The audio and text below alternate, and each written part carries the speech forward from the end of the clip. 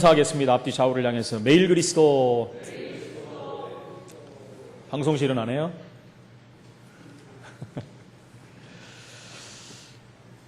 오늘 모든 문제 해결자 되신 예수 그리스도, 그 이름으로 새 힘을 얻으시고 다시 한번 인생의 결론을 내리고 승리하는 증인으로 서기를 예수 이름으로 축원을 드립니다. 신앙생활을 잘한다는 것이 무엇입니까? 한번 생각해 보십시오. 어떻게 하는 것이 신앙생활을 잘하는 겁니까? 헌금을 많이 하고 봉사를 많이 하고 전도를 많이 하고 말씀을 많이 읽고 기도를 많이 하고 전부 신앙생활을 잘하는 겁니다. 그러나 더 중요한 것이 무엇이겠습니까? 오늘 다시 한번 말씀을 통해서 이 부분들을 확인해야 되는 것입니다. 제가 지금 말씀드린 부분들은 사실은 결과적으로 나타나야 되는 것이고 당연히 해야 되는 부분입니다. 그러나 신앙생활을 하는 데 있어서 가장 중요한 이 부분이 안 되고 이 모든 것들이 되어지면 그건 결국 얼마 가지 못하고 스톱될 수밖에 없는 것들입니다. 끊임없이 우리가 신앙생활의 이 축복을 누리기 위해서는 정말 가장 중요한 부분들에 우리가 결론을 내고 결단을 내야 된다는 것입니다. 왜 이 시대의 기독교인들이 힘이 없이 시대에 또 많은 사람들에게 욕을 먹습니다. 심지어 기독교인들이 세워져 가지고 끊임없이 기독교를 핍박하고 폄하하고 또 말도 안 되는 소리 갖고 없는 소리들을 만들어서 기독교를 이렇게 욕을 하고 있습니까? 도대체 그들은 왜 그러겠습니까? 그렇다면 왜 신자들이 또 불신자보다도 못한 삶들을 살고 있습니다? 성경은 그렇게 되어 있지 않거든요. 성경은 생육하고 번성하고 충만하고 다스리고 정복하라고 말씀합니다. 예수님께서도 오셔서 이 땅에 오셔서 우리에게 팔복을 말씀하시고 또 우리 구원받는 하나님 자녀에게 7가지 축복을 주시고 수많은 응답과 증거와 축복을 주셨는데도 불구하고 어떤 면에서 불신자보다 못한 삶을 사는 신자들이 너무나 많다는 것입니다. 그러다 보니까 사회에 요즘은요 영향력을 미치지 못하고 있고 전도도 실제적으로 많은 부분들이 끊어져 버린 시대를 살고 있는 것입니다. 수많은 또 신자들이 신앙생활의 그 정도가 아니라 실패하는 신앙인들이 너무나 많다는 것입니다. 이 부분들이 안 돼버리니까 목사의 자녀, 장로의 자녀들도 막 무너지고 완전히 어려움을 당하는 것을 볼 수 있습니다. 저도 어렸을 때 이 부분이 안 돼버리니까 결국 교회를 떠나버리고 세상이 더 좋고 세상 것이 훨씬 막 가치가 있는 것 같이 보이고 내가 좋아하는 것을 마음대로 할 수 있고 이러다 보니까 완전히 신앙하고 멀어지면서 실패하는 인생을 살 수밖에 없는 것입니다. 그렇다면 정말로 성공하는 신앙생활이라는 것은 무엇입니까? 정말 우리 후대들에게 우리는 무엇을 가르치고 그들에게 유산으로 남겨야 되겠습니까? 늘 우리가 기도하듯이 언약의 바톤을 남겨야 된다는데 그것이 도대체 무슨 말입니까? 우리는 그런데 신앙생활을 넘어서는 사람들이 아니라 다른 것을 가지고 넘어서니까 자꾸 문제가 온다는 것이죠. 오늘 다시 한번 말씀을 통해서 이 귀하고 복된 인생의 문제 해결자 되신 그리스도의 언약을 다시 한번 완전히 붙드시기를 축원해 드립니다. 첫 번째, 인생의 가장 중대한 문제가 뭡니까? 오늘 누가복음 9장 18절로 20절에 보니까 그 중에 9절로 19절에 대부분의 사람들과 기독교 신자들의 모습이 나옵니다. 수많은 무리들이 예수님을 따라다니죠. 지난주에는 우리가 오병이어 사건을 통해서 말씀을 봤습니다. 그 현장에만 해도 수만 명이 왔다 그랬죠. 성경에는 5,000명의 남자리라고 기록되어 있지만 남자만 온 것이 아니라 여자들도 있고 아이들도 있다면 수만 명이 됩니다. 수많은 무리들이 예수님을 따라다닙니다. 여러분, 수만이지만 사실은요 그보다 더 많은 숫자들이 따라다니는 거예요. 사실은 예수님이 제자들을 이끌고 조용한 곳에서 사실은 그들을 쉬게 하고 포럼하고 이런 시간을 가지려고 했는데도 무리들이 알고 따라왔다는 걸 보면 모르고 따라온 사람들도 굉장히 많을 겁니다. 여튼간에 수많은 무리들이 예수님을 따라다닙니다. 끊임없이 처음부터 예수님이 십자가에 달리기 직전까지 그 시대에 굉장한 센세이션을 불러일으킨 거죠. 그렇게 많이 모일 수 있는 그런 일들이 없습니다, 사실은요. 그런데 예수님이 가는 곳곳마다 수많은 사람들이 따라다녔어요. 그러면서도 우리가 보지 않았지만 오늘 나오지 않았지만 지난주 메시지에 보면은 예수님을 서로 이 사람은 세례 요한 아니냐? 죽었던 사람이 살아온 요한이 아니냐? 엘리야 아니냐? 선지자 아니냐? 그뿐만 아니라 계속해서 그런 질문들이 오고 갔습니다. 그래서 예수님이 그 배경을 깔고 오늘도 물어보는 모습입니다. 저 수많은 사람들이 나를 누구라고 하느냐? 예수님이 질문입니다. 이 설교를 우리가 얼마나 많이 들었습니까?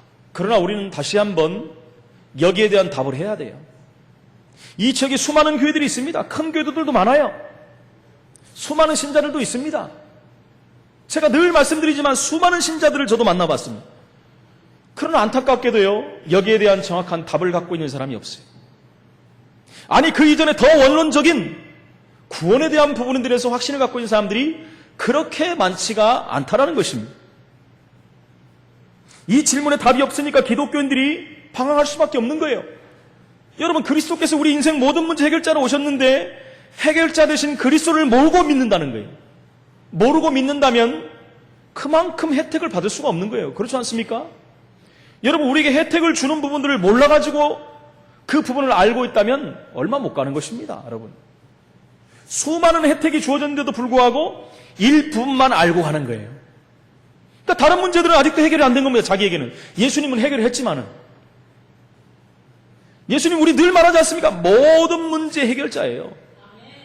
근데요, 예수님을 국한돼서 알고 있는 것입니다. 그 국한된 그리스도, 그만큼만 예수를 알고 그만큼만 누리는 거예요. 그러니까 안타까울 수밖에 없는 거 아니겠습니까? 수많은 신자들이 예수님을 지금도 예수님을 국한해서 믿고 있습니다. 어떤 사람은 예수님을 세례 요한이라고 하고, 마태복음 16장 14절에 나오지 않습니까? 어떤 사람은 엘리야라고, 어떤 사람은 예레미야라고, 어떤 사람은 선지자 중에 하나라고 합니다. 국한되어 있는 게 지극히 국한되어 있는 것입니다. 여러분, 세례 요한은 뭡니까? 민중운동의 대표입니다. 그렇죠? 요즘에 시국 선언을 하는 종교계들이 굉장히 많이 일어나지 않습니까? 그분들은 대부분 이런 쪽으로 그리스도를 알고 있는 사람들. 저는 그 사람들이 잘못됐다고 말하는 게 아닙니다. 그리스도를 그런 쪽으로 국한돼서 믿고 알고 있다는 거예요. 그러나 예수님은요, 그런 요소가 있지만 세례 요한이 다시 살아나고 오신 분이 아니라니까요. 어떤 사람은 예수님을 엘리야라고 합니다. 여러분, 바로 오늘 본문 말씀 바로 전에도 오병이의 기적을 일으켰어요. 수만 명을 먹이고도 12광주리가 남았어요. 그걸 보면요, 기적 중에 기적 아닙니까? 어떻게 세상에서 그런 일이 일어납니까? 말도 안 되는 일이 일어났잖아요. 엘리야다 그러는 거예요. 엘리야. 여러분, 예수님은 엘리야가 아닙니다. 예수님은 그 엘리야의 사명을 감당하러 오신 분이 아니라는 거예요. 그 요소는 있지만 엘리야가 아니라는 것입니다. 예레미야라고 합니다. 예수님은 박애주의 하러 오신 게 아니에요. 이 땅을 사랑하러 오셨는데 그 박애가 아니라는 거예요. 그 사랑이 아니에요. 그 사랑은 결과적으로 나타나는 것이지, 예수님은 생명을 사랑하는, 영혼을 사랑하고 영혼을 구원하러 오신 분이라는 거예요. 선지자 중에 하나라고 합니다. 율법을 지켜라, 율법을 따라가라, 그런 말씀이 아닙니다. 율법을 완성하러 오신 분이에요. 그 그리스도를 모르고 믿는 겁니다. 지금도 수많은 교회들이 예수님을 이 네 가지 중에 한 가지로 믿고 있다는 거예요. 그러니까 실제적인 응답을 받을 수가 없는 거예요. 여러분, 그래서 우리가요, 제가 설교 때 계속 수요나 금요, 저녁 기도회 때 말씀드리지만, 우리에게도요, 계속 이런 요소가 있다는 거예요. 세례요한적인 요소, 엘리야적인 요소, 예레미야적인 요소, 선지자 중에 하나라고 가는 그런 요소들이, 우리가 그렇게 복음을 많이 들었는데도 그런 요소가 있어요. 왜요? 옛날부터 신앙생활하는 사람, 사실은요, 늦게 신앙생활 한 사람들은요, 이 복음을 바로 받은 사람들은 그런 요소가 없겠지요. 그러나 옛날부터 신앙생활하는 분들은 그런 게 들어있어요. 제가 말씀드려요. 저는 이 네 가지 요소가 다 있는 사람이라고 그랬잖아요. 그래서 우리가 끊임없이 복음을 들어야 되고요. 우리 몸 체질을 바꾸기 위해서 우리가 훈련 속에도 들어가야 되는 거예요. 훈련이 다냐? 이렇게 말하는 사람도 있습니다. 여러분, 예수님의 제자들을 보십시오. 예수님을 3년 반을 같이 따라다니면서 동고동락을 했는데도 불구하고 그 체질이 안 바뀌어갖고 자기 나름대로 신앙생활 했잖아요. 예수님 십자가 못 박힐 때는 다 도망가 버렸잖아요. 예수님. 여러분, 그렇게 보면은 우리는 훈련을 평생 받아야 돼요. 아무리 봐도 그렇습니다. 우리의 체질을 바꿔야 돼요. 우리의 삶을 바꿔야 됩니다. 그래서 훈련을 받으라는 얘기입니다. 그러면서요, 복음의 결론을 내리고 결단을 내야 됩니다. 전도와 기도에 우리는 정말 답을 내야 됩니다. 이것이 모든 것임을 다시 한번 깨달아야 돼요. 삼오늘의 축복, 말씀, 기도, 전도가 우리 인생의 모든 것이에요. 이걸 떠난 신앙생활은 신앙생활의 성공이라고 볼 수가 없습니다. 그래서 예수님께서는 뭐라 합니까? 누가복음 9장 20절에 그렇다면 너희는 나를 누구라 하느냐 그랬어요. 수많은 무리들이 예수님을 따라다녔는데 실제적으로 예수님을 그리스도로 알고 다닌 사람이 별로 없다고 제가 말씀드렸잖아요. 그 기적을 보고 따라다니고 병 고침을 위해서 따라다니는 것이지 정말 그분이 메시아인 줄 알고 따라온 사람들이 별로 없었다는 거예요. 그래서 이번에는요, 제자들에게 물어봅니다. 그렇다면 너희는 나를 누구라 하느냐? 여러분, 그 질문을 우리 자신들에게 하시기 바랍니다. 나는 과연 그리스도를 누구라고 생각합니까, 여러분? 그냥 성경에 나온 주는 그리스도시요 살아계신 하나님의 아들이십니다. 선지자, 제사장, 왕 날마다 말하니까 그냥 지식적으로 알고 있습니까, 여러분? 여러분, 그럼 다시 한번 시작해야 됩니다, 우리는. 그 그리스도가 나의 삶의 모든 것이 돼야 돼요. 실제로 그것으로 결론이 나버려야 된다는 것입니다. 그래서 너희는 나를 누구라 하느냐? 라고 했을 때 베드로는 마태복음 16장 16절에 주는 그리스도시요 살아계신 하나님의 아들이십니다 라는 지구가 생겨나고 첫 번째 고백을 한 거예요. 예수님이 가장 원하시는 고백을 한 것입니다. 여러분, 이 가치는 세상의 그 어떤 가치보다도 더 높은 가치고 세상 가치와 비교할 수 없는 가치입니다. 그 고백 이후에 마태복음 16장 17절 20절에 예수님은 엄청난 축복을 베드로에게 허락하신 것입니다. 그 축복이 우리에게도 똑같이 임할 줄로 믿습니다. 우리가 고백하고 우리가 누리고 있다면 이 축복은 우리 것인 줄로 믿습니다. 바요나 시몬아, 이가 내게 복이 있구나. 이것을 내게 알게 한 것은 혈육이 아니고 하늘에 계신 내 아버지시니라 그랬어요. 예수가 그리스도임을 아는 것은 전적인 하나님의 은혜입니다, 여러분. 예수가 그리스도라고 알고 믿는 신앙인들이 그렇게 많지 않아요? 여러분들 나가서 한번 신앙생활하는 사람들 한번 물어보십시오. 예수가 그리스도라고 알고 신앙생활하는 사람 별로 없습니다. 별로 없는 정도가 아니에요. 안타까울 정도입니다. 아니, 예수는 아는데 그리스도를 모르고 신앙생활을 해요. 정영신은 아는데 정영신이 목사라는 걸 모르고 예배당에 와서 예배드리는 거나 똑같은 거예요, 여러분. 심각한 문제입니다, 사실은요. 이것을 아는 베드로에게, 이것을 고백한 베드로에게 내 반석 위에 내 교회를 세우겠다 그랬잖아요. 내 반석 위에 내 교회를 정확한 신앙 고백 위에 생명 살리는 일을 맡기겠다. 음부의 권세가 너를 해치 못할 것이다. 흑암세력 악한 영들이 너를 건들지 못할 거는 정확한 그리스도 이름으로 그 그리스도를 선포하는데 사단이 어떻게 건들겠습니까, 여러분? 천국 열쇠를 내게 주겠다. 그 이름이 어떤 이름인지를 알고 기도하는데 하나님은 응답하실 수밖에 없어요. 여러분, 예수가 그리스도라는 사실을 알고 기도하면은 육신적인 기도가 안 나옵니다. 세상적인 기도가 안 돼요. 기복적인 기도가 할 수가 없습니다. 샤머니즘적인 기도가 안 돼요. 왜요? 그리스도 이름이 어떤 이름인데요? 그리스도가 무엇 때문에 이 땅에 오셨는데요? 인생의 근본 문제와 12가지 재앙에서 완전히 해방하신 이름인데요. 그것이 우리의 기도 제목이 되지 않겠습니까? 그것 때문에 우리가 받은 7가지 축복, 그게 기도 제목이 되지 않겠습니까? 그러면 하나님이 원하시는 그의 나라와 그를 구하는 그 기도가 되기 때문에 응답을 받을 수밖에 없다는 것이죠. 9장 18절에는 최대 사실 질문입니다. 저 무리가 나를 누구라고 하느냐? 여러분, 그리스도가 무슨 뜻이며 누가 그리스도인지부터 우리는 그 질문을 해봐야 됩니다. 여러분, 석가모니가 우리 인생 문제 해결했다면 석가모니가 그리스도잖아요. 그렇죠? 제가 2부 예배 때 이병철 회장이 죽기 전에 질문했던 내용을 같이 한번 나눠보려고 합니다. 그 어마어마한 우리나라 최고의 재벌했던 이병철 회장이 죽기 한 달 전에 제가 보니까 성경을 많이 읽어본 것 같아요. 그러니까 그런 질문을 할 수 있죠. 수많은 24가지인가 질문을 했습니다. 근데 거기 보면요, 정말 정확한 답만 가졌다면 그분이 살아날 텐데 답을 준 사람이 없었어요. 답을 주려고 준비했던 사람이 천주교 신부였습니다. 천주교 신부가 어떻게 답을 줄 수 있겠습니까, 여러분? 답을 줄 수가 없어요. 그가 죽고 나서 천주교 신부가 거기에 대한 답을 다 쓴 내용이 있더라고요. 혹시나 했더니 역시나 복음적인 답이 하나도 없어요. 천주교적인 답을 주더라고요. 여러분, 그런 그리스도가 아니라는 것입니다. 노골적으로 물어봤어요. 예수가 그리스도라고 우리 인생 문제를 해결했다는데 도대체 우리 죄 문제가 무엇이며 왜 우리 죄 문제를 해결하지 않는가?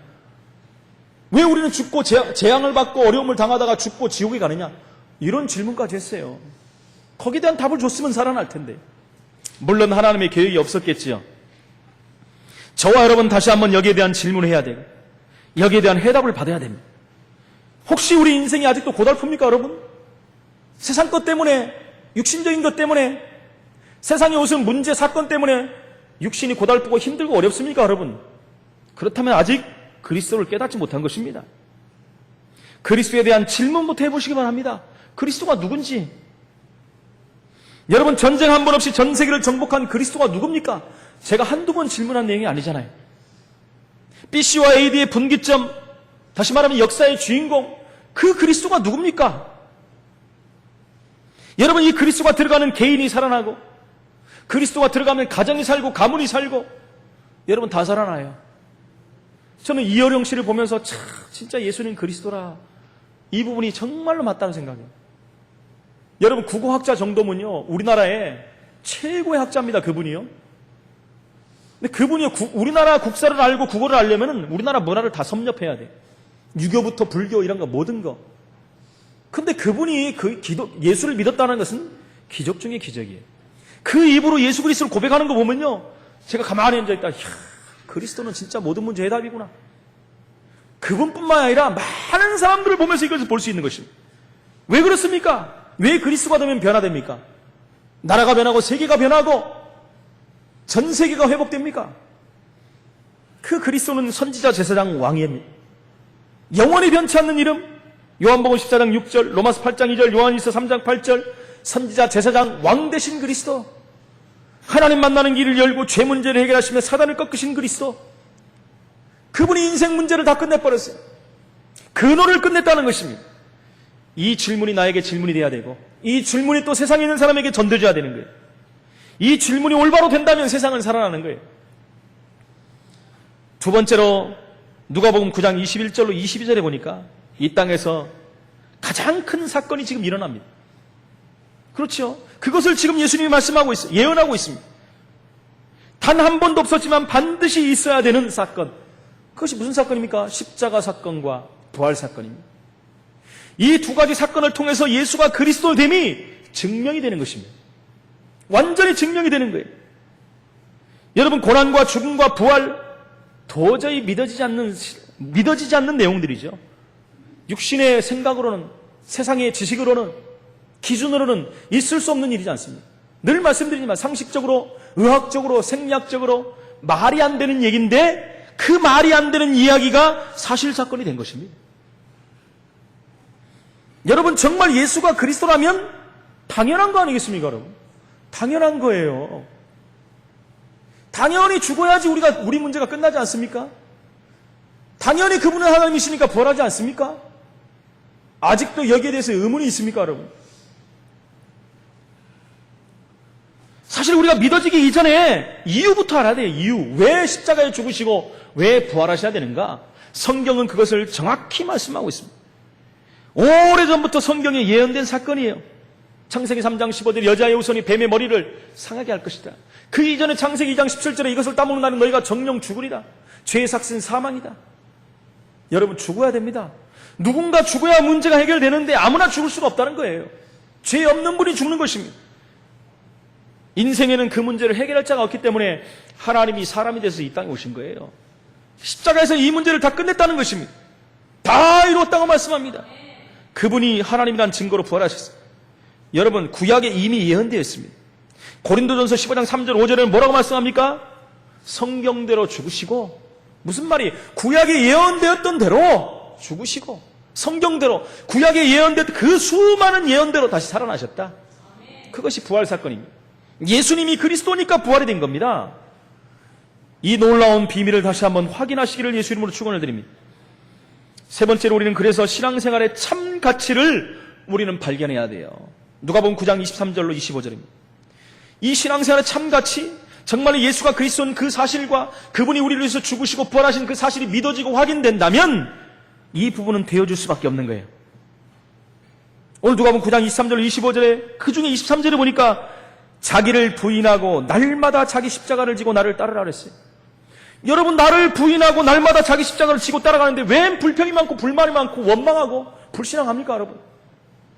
이 부분이 되어지는데 어떻게 우리는 불신앙하고 육신 기준을 따라가고 남을 비판하고 원망합니까? 그것은 아직도 우리가 나를 부인하지 못하고 있기 때문에, 날마다 내 십자가를 지고 따르지 않기 때문에 그래요. 그러니까 자꾸 육신적인 세상적인 것들이 나를 짊어지는 것입니다. 나를 억누르고 나를 힘들게 만든다는 것입니다. 나의 유익과 동기를 가득 가지고 따르라는 말이 아닙니다. 다 내려놓고 자기를 부정하라는 거예요. 자기를 부인한다는 것은 하나님의 주권을 인정하는 것입니다. 동시에 자신에 대한 신뢰를 포기하며 오직 하나님만 신뢰하는 사람이 되는 것이죠. 그것은 뭡니까? 그리스도를 믿는 것이죠. 그분이 내 문제까지 다 해결했다는 것입니다. 여러분, 내가 가진 동기 다 버리고 자기 십자가를 지고 예수님을 따를 만한 가치를 우리는 봐야 됩니다. 그 정도의 예수님이 가치 되신 분 아닙니까? 아직도 내 것이 더 가치가 있다고 생각합니까? 예수님은 그 가치 밑에 있습니까? 그렇다면 우리는 신앙생활을 잘못하고 있는 거예요. 신앙생활을 그렇다면 우리는 바꿔야 됩니다. 예수님 당시에 로마에는 사형 판결을 받으면 십자가형이 가장 무섭다고 그랬잖아요. 그러면 자기가 질 십자가, 자기가 매달려야 될 십자가를 자기가 지고 형장까지 가야 되는 게 그때의 관례였어요. 그래서 자기 십자가를 자기가 지고 가라는 얘기입니다. 그래서 따라서 십자가는 결코 부귀와 명예의 상징이 아닙니다. 고난과 죽음의 상징이에요. 그러나 지금 우리 금 만들어갖고 우리가 달고 다니잖아요. 그죠? 네. 금 여기다 달고 다니면서 확 멋있다 그러지 마시고, 그걸 보면서 고난과 그 핍박에 대한, 죽음에 대한 상징을 다시 보시고 그 내면에 있는 그리스도의 언약을 붙잡으시길 바랍니다. 우리는 이 십자가를 날마다 져야 됩니다. 예수님을 따른다는 것은 그를 믿고 그의 명령에, 그 말씀에 순종하는 삶입니다. 그래서 날마다 육체의 정욕, 세상적인 것, 세상의 안위와 쾌락, 이런 것들을 내려놓는 것을 의미합니다. 우리는 정말 진짜 신앙생활의 내용과 이유를 바로 알고 예수님을 믿어야 될 줄로 믿습니다. 여러분, 세상이 깨닫지 못한 방법과 일반 사람들이 모르는 방법이 있습니다. 그게 바로 누가복음 9장 24절이에요. 뭐라고 합니까? 누구든지 제 목숨을 구원하고자 하면 잃을 것이요, 누구든지 나를 위하여 제 목숨을 잃으면 구원하리라. 여러분, 세상의 기준과는 완전히 틀린 말씀을 주셔요. 세상의 기준으로는, 세상의 지식으로는 전혀 이해가 안 되는 말입니다.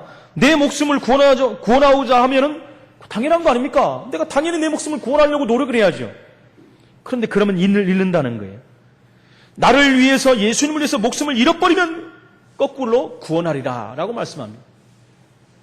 마가복음 8장 30절에도 똑같은 말이 나옵니다. 35절에 누구든지 자기 목숨을 구원하고자 하면 잃을 것이요, 누구든지 나와 복음을 위하여 자기 목숨을 잃으면 구원하리라. 누가복음에는 나를 위하여라고 나왔는데 마가복음에는 나와 복음을 위하여, 똑같은 말입니다. 예수님 자신이 복음이기 때문에 그런 자들은요 구원을 얻으리라 라고 말씀합니다. 여러분, 사실 우리는요 기도 응답을 받으려면은 기도 제목부터 바꿔야 돼요.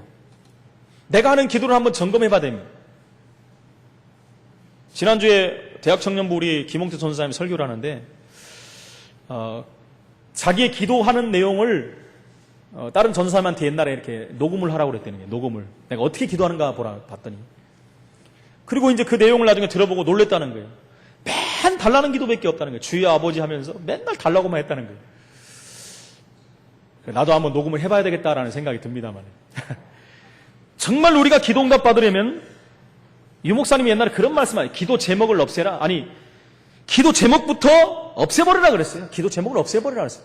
왜요? 기도 제목이 너무 육신적이고 세상적인 거기 때문에. 그래서 없애버리라 그랬는데. 그러면 정말 기도가 안 되는 사람은 성령 충만 하나만 놓고 기도하라 그랬어요. 그것이 모든 기도 제목의 완결판이다 그랬어요. 그것이 모든 거 아니겠습니까? 사실은요. 너희는 먼저 그의 나라와 그를 위해 구하라 그랬어요. 그것을 위해서 성령 충만이 모든 거 아니겠습니까? 그래서 오늘 다시 한번 우리는요 우리 기도 제목을 다시 한번 확인하고 또 기도 제목이 잘못됐다면 바꾸시기 바랍니다. 우리 기도 제목이 어떻게 돼야 됩니까? 하나님 더욱 그리스도를 알기를 원합니다. 사도 바울이 늘 고백했던 내용입니다. 그리스도의 그 높고 넓고 길고 깊고 오미한 비밀을 알기를 원합니다. 사도 바울은 육신적인 기도를 한 내용이 하나도 없어요. 성경을 13권을 썼는데 그런 내용이 없습니다. 복음 때문이라면 내 목숨을 내놓는 것도 좋습니다라고 기도한 사람이에요. 우리는 하나님의 뜻대로 살기 위한 기도 제목을 내야 됩니다. 마태복음 6장 33절에 너희는 먼저 그의 나라와 그를 구하라. 그것이 올바른 기도 제목인지 우리는 세계복음의 쓰임 받기로 해서 기도해야 합니다. 하나님 이 작은 몸이 연약하고 부족한 내가 하나님 앞에 세계복음의 쓰임 받기를 원합니다. 그게 하나님 앞에 기도하는 우리의 중심이 되어야 됩니다. 그렇다면 하나님은 그 능력을 우리를 통해서 나타내실 것입니다. 그러면서 마지막으로 우리는 성령의 충만함을 위해서 기도해야 됩니다. 오직 성령이 너희에게 마시면 너희가 권능을 받고 예루살렘과 온 유대와 사마리아와 땅끝까지 이르러 내 증인이 되리라고 말씀하십니다. 오늘 25절에 보니까 천하보다 귀한 것을 말합니다. 천하보다 귀한 것 다 얻고도 생명을 잃으면 무슨 소용이 있냐라는 거죠.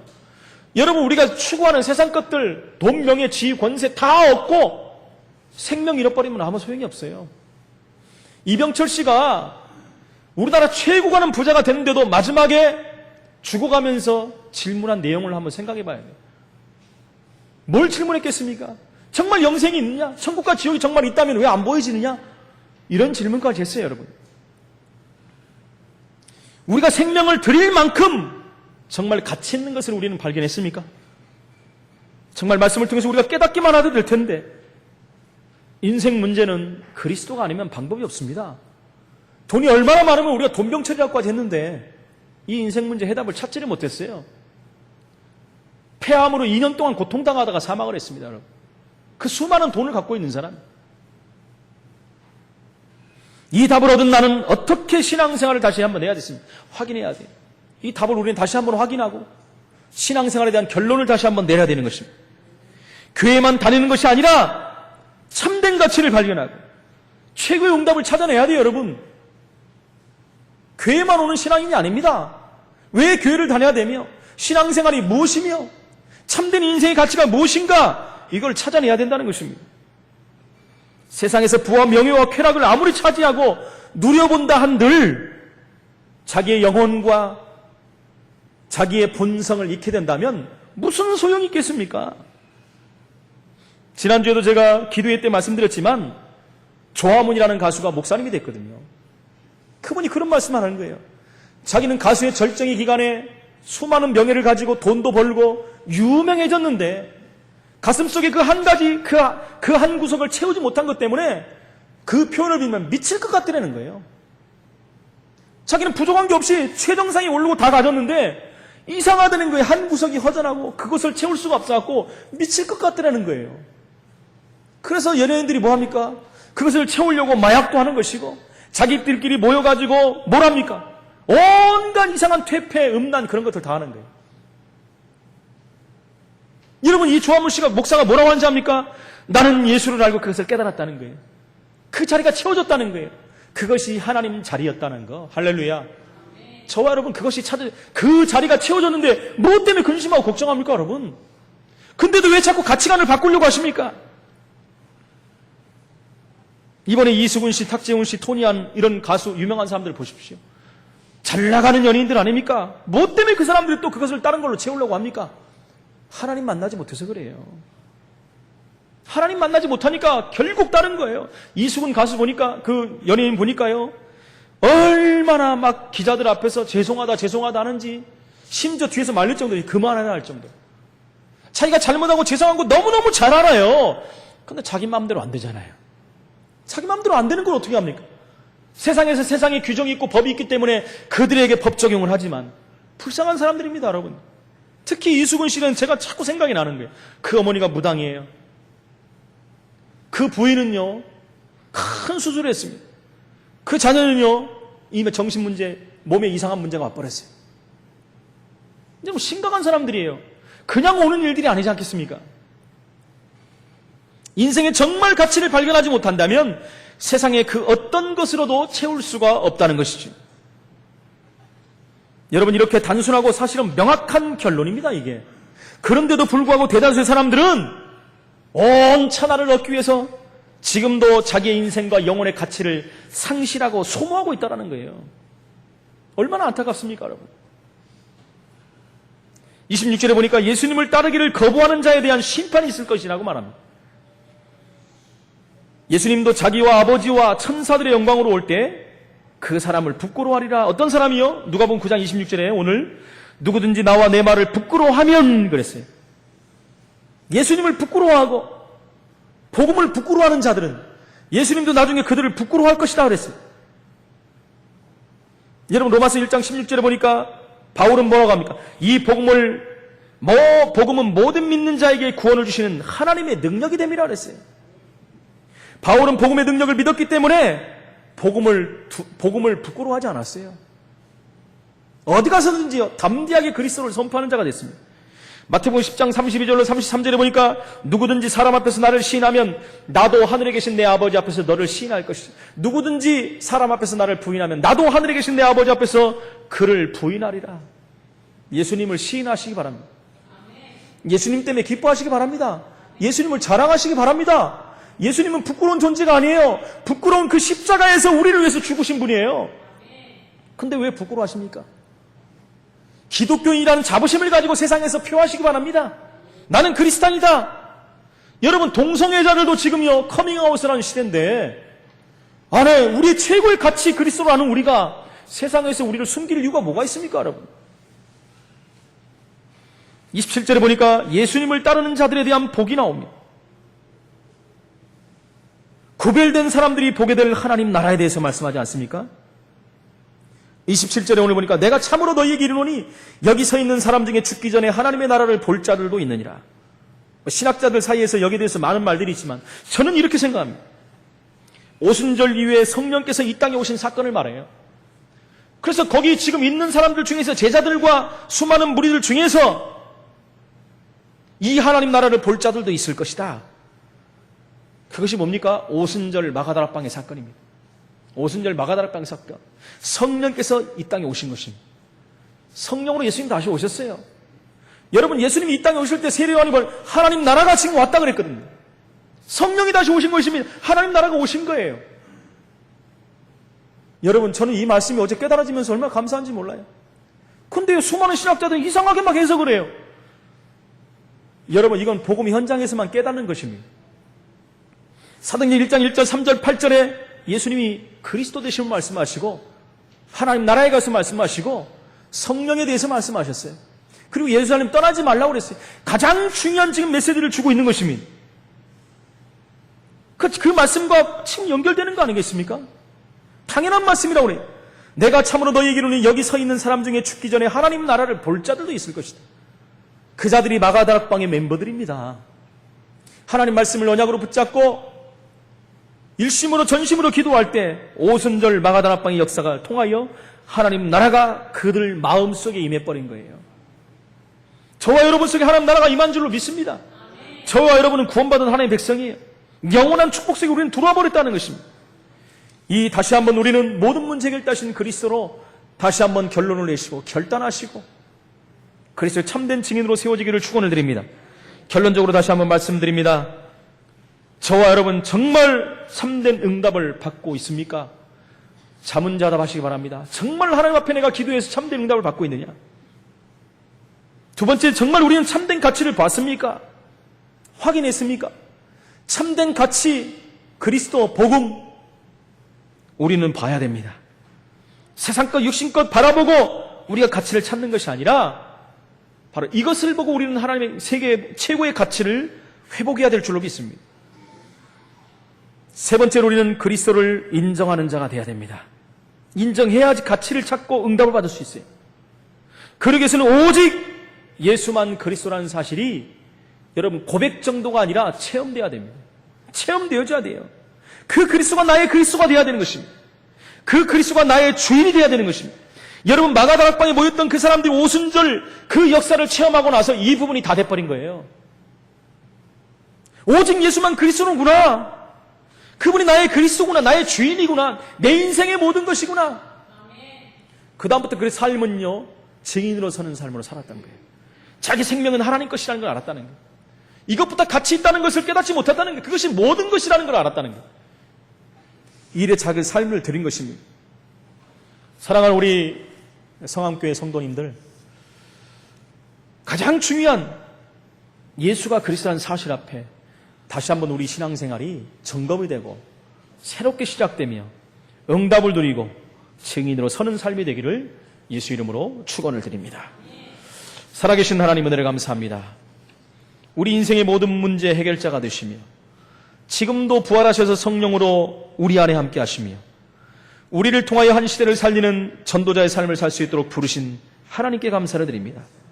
하나님, 아직도 이 부분에 결론이 안 났다면 오늘 말씀 듣는 순간에 결론 내게 하시고 다시 한번 결단하며 우리의 삶의 가장 가치가 무엇인가를 하나님 앞에서 발견하고 신앙생활에 승리하는 증인으로 전도자의 삶으로 설 수 있도록 주님이 인도하여 주옵소서.